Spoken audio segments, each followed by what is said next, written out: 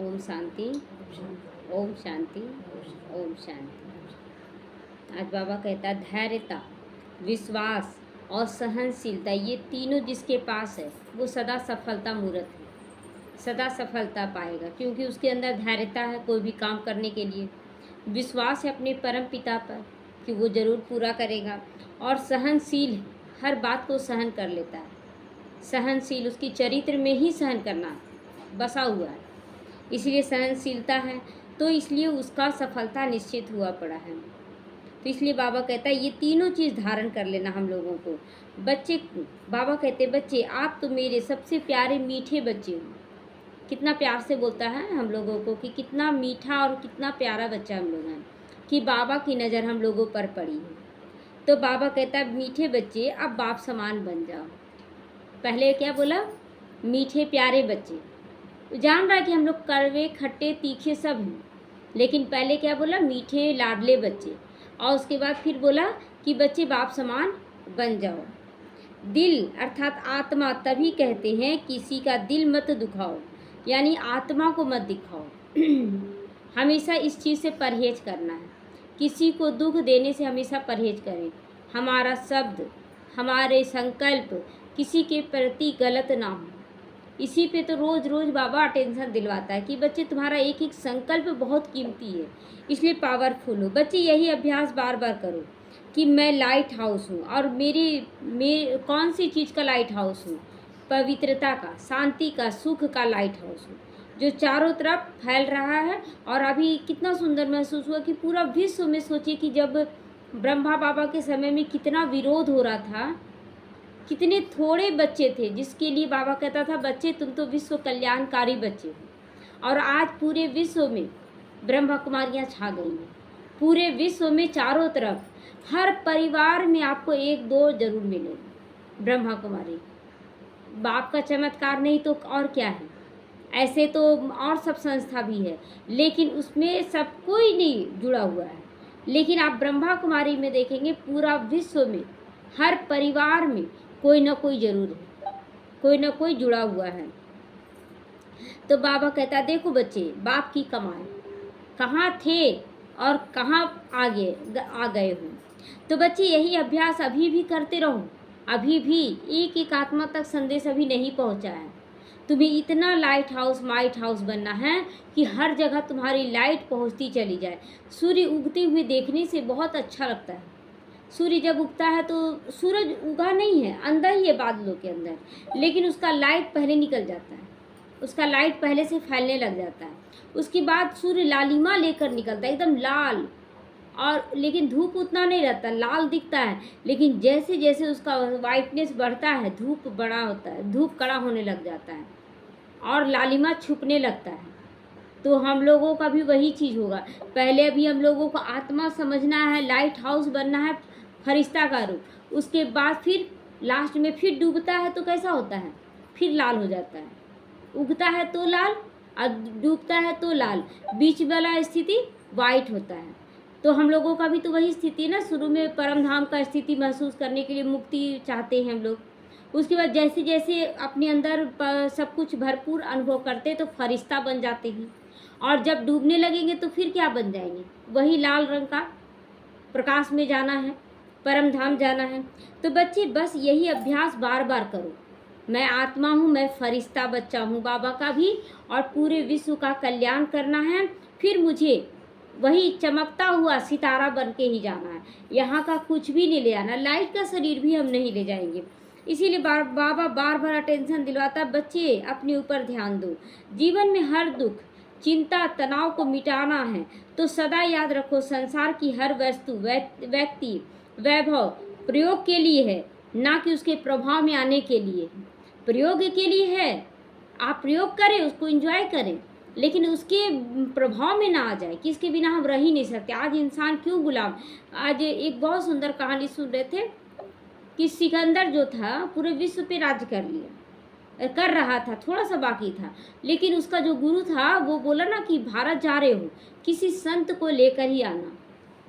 तो रास्ते में याद आया अचानक, तो किसी रास्ते में एक सन्यासी था, उसको बोले चलो मेरे साथ, नहीं जाओगे तो फिर तुम्हारा सर कलम कर देंगे। तो बोला कि मैं किसी गुलाम का गुलाम के साथ मैं नहीं जाता हूँ, गुलाम का गुलाम के साथ मैं नहीं जाता हूँ। तो बोला कि हम पूरा विश्व पे बादशाही हासिल करने जा रहे हैं और तुम बोलते हो गुलाम हैं, गुस्साया कस के। तो वही बोला कि हम गुलाम बना चुके हैं क्रोध को, और तुम क्रोध के गुलाम हो, तो मेरे गुलाम के गुलाम तुम हो गए ना, अब तुम्हारे साथ मैं कैसे जाऊँ। उसको बड़ा जोर से झटका लगा कि ये क्रोध को अपने बस में कर चुका है। तो देखिए कहीं ना कहीं कोई भी विशेष व्यक्ति को कहीं ना कहीं ऐसा विचार टच करता है जो उसको पूरी तरह से हिला देता है। हमारे जीवन में भी ऐसा ही होता है, बीच बीच में ऐसा कोई ना कोई व्यक्ति ऐसा ज़रूर मिला। और ऐसा भी नहीं है कि कोई बड़ा व्यक्ति ही मिलेगा, आपको एक छोटा बच्चा भी मिलेगा जो आपको कुछ ना कुछ सिखा कर जाएगा। तो इसीलिए बाबा कहता है कि बच्चे प्रभाव में मत आओ, किसी के भी व्यक्ति के भी प्रभाव में नहीं आओ, लेकिन कुछ ना कुछ सीखते हुए उसको प्रयोग में लाते हुए आगे बढ़ते चलो। आगे बढ़ना ही हमारी ज़िंदगी का लक्ष्य है। साथ ले जाने के लिए ये सब कुछ भी नहीं है, यहाँ का कुछ भी साथ नहीं ले जाओगे। इसीलिए मैं और मेरेपन को भी छोड़ दो, मैं और मेरेपन को भी छोड़ दो। कितना बार बार बोला जाता है कि मैं कौन हूँ, किसी से भी पूछा जाता है कौन हो तुम, बार बार वो अपना नाम एड्रेस सब कुछ बता देता है, लेकिन मैं कौन है इस पहेली का हल नहीं बता पाता, क्योंकि उसको पता ही नहीं है कि मैं कौन हूँ।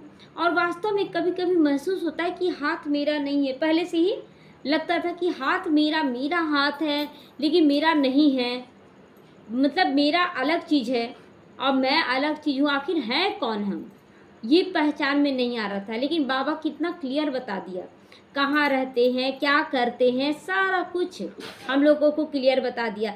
तो कितना आसान हो जाता है ना, जब सब कुछ जान जाते हैं तो फिर सब कुछ समझना आसान हो जाता है, उसको कंट्रोल करना आसान हो जाता है। इसीलिए बाबा बार बार कहता है कि बच्चे पहले खुद को चेक करो कि कहाँ कहाँ तुमसे मिस्टेक हो रहा है।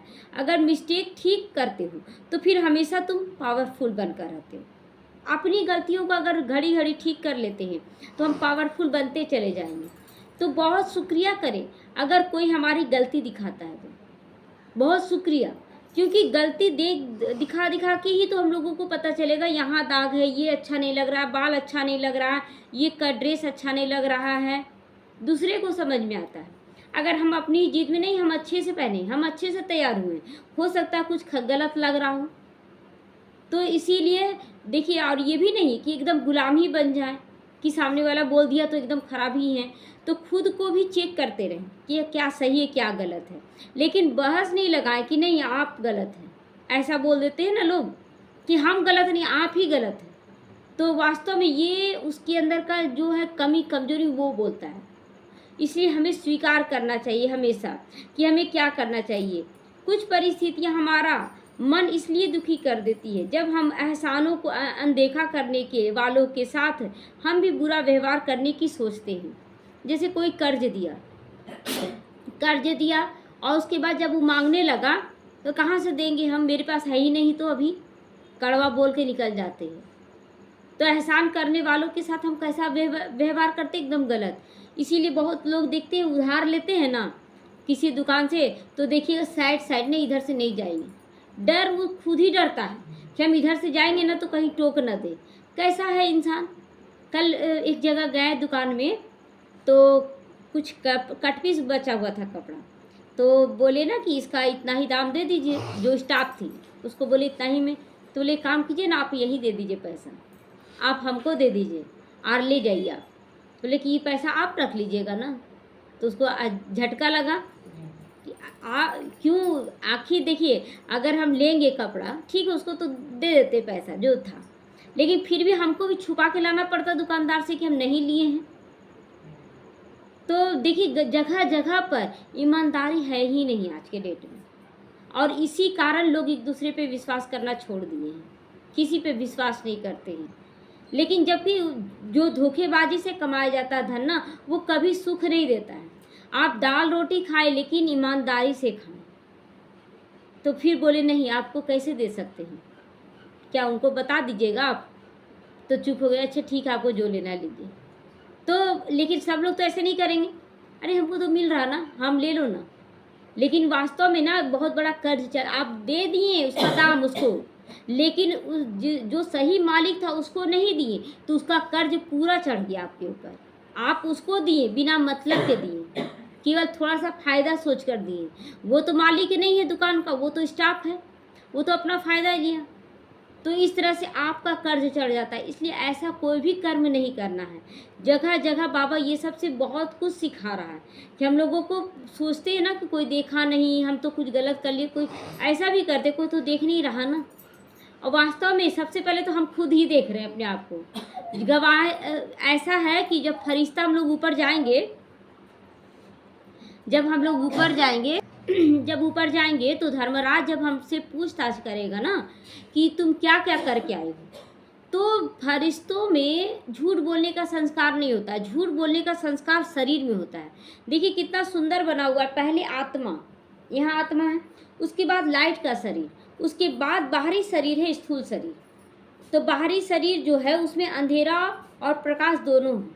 जब तक आत्मा और अंदर का फरिश्ता स्वरूप है तब तक ये शरीर चल रहा है, इसमें प्रकाश है। नहीं, अगर ये आत्मा फरिश्ते के साथ निकल गई तो ये शरीर क्या बन जाता है? एक अंधेरा कमरा बन जाता है, मुर्दा बन जाता है। इसीलिए कभी भी देह भान में कर्म ना करें, हमेशा अपने लाइट स्वरूप में होकर कर्म करें। कभी गलत नहीं करेंगे, हमेशा लाइट स्वरूप। मैं आत्मा हूँ और मुझे आत्मा बनकर कोई कर्म करना है, क्योंकि मैं आत्मा वही संस्कार लेकर जाऊंगी।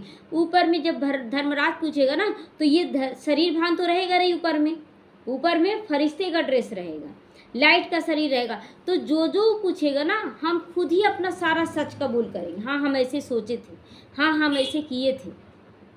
तो समझ लीजिए कि आप ही अपना खुद का दुश्मन भी है, आप ही अपना खुद का दोस्त भी है। अब आप दोस्त बनते हैं कि दुश्मन बनते, ये हमारे हाथ में। ये सब घड़ी घड़ी चेक, और ये चेक करना भी नहीं आ रहा था हम लोगों को।